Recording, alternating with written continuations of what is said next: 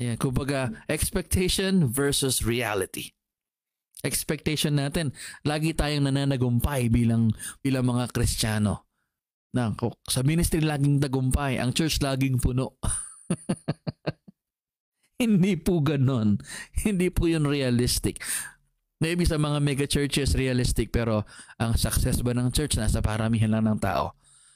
I would make an argument that it's not.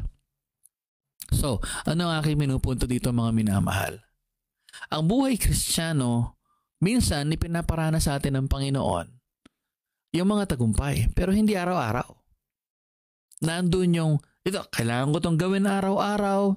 Like yung aking pagbabasa ng Biblia, yung aking pag-aaral ng salita ng Diyos, yung aking pag-lead by example, kailangan niya na araw-araw.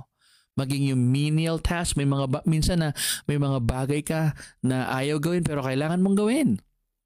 At minsan may mga sirkumstansya na ito yung inaasahan mo pero hindi siya nangyari. Iba nangyari. Minsan nandun yung may mawawala. It's either may aalis, may mag-a-abroad, or mayroong magkakasakit, or mayroong mamamatay. And then nandun yung shattered plan. Nandun yung mga plano mo ay parang madudurog at wala kang magawa. At makikita mo, may mga araw na akala mo lahat ay nagkakampi-kampihan para labanan ka.